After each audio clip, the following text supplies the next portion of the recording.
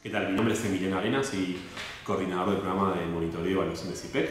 En este módulo vamos a ver algunos pasos para elaborar objetivos y metas tendientes a poder adaptar los ODS a la situación subnacional, tanto subnacional como local. En este sentido, la presentación que vamos a mostrarles va a tener una parte de definiciones y otra de ejemplos y algunos pasos para poder desarrollar estos conceptos de metas y objetivos que son de suma importancia para el diseño de políticas públicas. En primer lugar, uno debe pensar qué son los objetivos. Y los objetivos es una formulación que refiere a la situación que se desea obtener, que la situación deseada por la institución, ¿no? Es decir, qué objetivos nos ponemos, y este objetivo tiene que estar encadenado de manera lógica con las misiones y visiones de la organización, ¿no? En este sentido, uno podría decir que es una expresión lógica de resultados que la institución desea obtener. Pero a la vez, un objetivo no enumera resultados posibles, es decir, no expresa una cuantificación numérica. Eso lo vamos a ver cuando pensemos en indicadores y cuando veamos metas. Indicadores lo van a ver en otro de los módulos de este curso. Cuando uno piensa en objetivos, los objetivos hay distintos tipos de objetivos, es decir, hay objetivos que, según la literatura que proponemos, tanto en las guías como en algunos manuales, van a ver que hay objetivos de sistema, objetivos de recursos. Hay una serie de categorizaciones que, por ejemplo, Cohen y Franco realizan de los objetivos. Los más importantes para nuestra tarea y para las políticas públicas en general es la distinción entre objetivos generales y objetivos específicos. Los objetivos generales son objetivos abstractos, pero hacen referencia justamente a los logros que la entidad desea alcanzar, a las transformaciones que la política pública pretende, ¿no? Y en ese sentido podemos decir que los objetivos generales no señalan resultados concretos o directamente medibles por medio de indicadores, pero sí expresan, y esto es lo central, sí expresan el propósito del proyecto, es decir, expresan el fundamento del proyecto, es decir, el horizonte hacia el cual un proyecto o una política pública desea arribar. Un paréntesis, el tiempo verbal en que se escriben los objetivos, tanto específicos como generales, en este caso, es el tiempo infinitivo, es decir, los objetivos pertenezcan al tipo que pertenezcan, se escriben en el tiempo verbal infinitivo. Entonces, recapitulando, tenemos un objetivo general que expresa los fundamentos del proyecto, que marca el horizonte y que es demasiado abstracto como para poder medirlo directamente a través de indicadores. Para ello, la operacionalización que hacemos en términos intelectuales de ese objetivo general, podemos llamarlo general y abstracto, es a partir de objetivos específicos. Estos objetivos específicos tienen que estar siempre, sí o sí, vinculados lógicamente al objetivo general, es decir, no puede aparecer de la nada un objetivo específico. Yo, al leer los objetivos específicos, tengo que poder entender fácilmente cómo el cumplimiento de cada uno de esos objetivos me va a poder ver cumplido el objetivo general. Entonces, entendemos que estos objetivos específicos se derivan de los objetivos generales, los concretan, es decir, los hacen menos abstractos, los hacen más específicos, vale la redundancia, y sí, muestran, de esto se devienen acciones que pueden ser medibles a través de indicadores. Si bien tenemos que tener en cuenta una cosa, los objetivos específicos inducen un siguiente paso, que es empezar a pensar en las actividades para cumplirlos. Los objetivos específicos no son actividades, ¿sí? Es decir, en una escala de abstracción tenemos los objetivos generales, los objetivos específicos y luego las actividades que permitirían cumplir con estos objetivos. Esto es importante tenerlo bien claro. En ese sentido, un ejemplo que vemos en la presentación tiene que ver con él dice la elaboración correcta de un objetivo tanto específico como general. El objetivo es aumentar la eficiencia de la gestión administrativa en el Ministerio de Gobierno, en este ejemplo hipotético. Entonces, lo que está claro es que más allá del proyecto que vamos a hacer tiene como el objetivo aumentar, y aumentar puede tener cualquier unidad de medida, ¿no? Entonces, por eso decimos que son abstractos y difíciles de medir los objetivos generales, pero luego tenemos como objetivos específicos que tendrían que poder explicar y concretizar este objetivo general.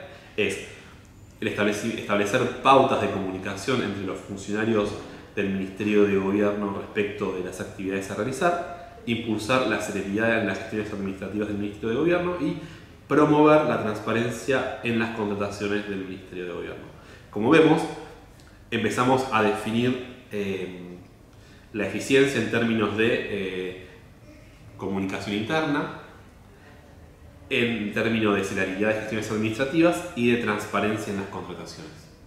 Sin embargo, como podemos ver, todavía falta un nivel más de concretización, por llamarlo de alguna manera, y tiene que ver con hacer de estos objetivos específicos actividades, que es otro paso que no vamos a ver en este módulo, pero es decir, estos objetivos específicos deben devenir en actividades. Por ejemplo, promover la transparencia en las contrataciones del Ministerio de Gobierno debiera devenir en una serie de actividades, que puede ser la publicación en internet de formularios o de órdenes de compra o de licitaciones, etc.